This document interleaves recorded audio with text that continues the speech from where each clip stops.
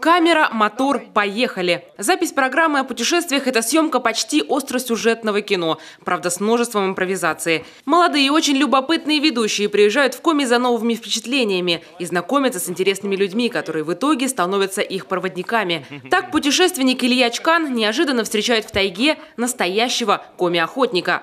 Начали. Выходи, подлый трус! Выходи, сказал! Бежал! Ты коми? Коми. Нет? По коми не говоришь? Нет, не говорю. А вы кто? Ниндзя? Нет, ты охотник, у нас нет здесь ниндзя. Я тоже охотник, Илья. В роли проводника мастер народных и художественных промыслов Игорь Андрианов. Он сотрудничает с этнопарком уже не один год. Между прочим, тропу охотника здесь обустраивали по его рекомендациям. Да и национальный костюм он изготавливал сам, не нарушив историю. Алло, Марьяна, оцени, я Вера Лыш. Вера Лыш. Вера кто? Вера Лыш в переводе с коми-языка лесующий охотник. Тем временем для соведущей Ильи Марьяны Григорович готовит гастрономический мастер-класс. Съемка этого эпизода запланирована в коми-избе. Сегодня будем презентовать семгу по коми в омлете, в сливках. Традиционное блюдо, просто в приготовлении, вкусно, питательно и полезно.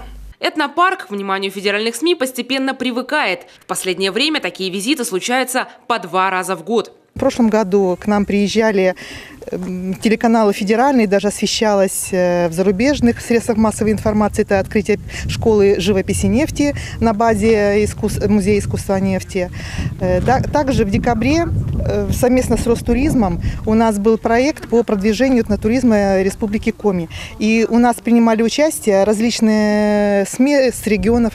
Уникальный проект уже побывал в Калмыкии, Чечне, Башкирии и даже на Сахалине. О каждой точке на карте вышло сразу несколько передач. В них ведущие доказывают, отдохнуть ярко, бюджетно и незабываемо в нашей стране можно. В Коми московская команда, например, впечатлилась урбанистической Ухтой, очень трогательной лосефермой в поселке Якша и бескрайней тайгой. Здесь и люди отзывчивые, и природа, которая действительно впечатляет, и язык, который тебя уносит просто в какую-то другую страну. Тебе кажется, что ты находишься не в России, но на самом деле все это часть нашей родины. Вообще, по образованию я лингвист, и мне очень интересно, конечно, изучать вот эти разные языки, диалекты, которые находятся у нас в стране. Но язык коми оказался не такой простой, и мы, знаете, память работает совсем недолго. То есть тебе сказали слово, ты запомнил. Челым, хорошо, сказал его, и потом очень сложно вспомнить. Единственная трудность – расстояние.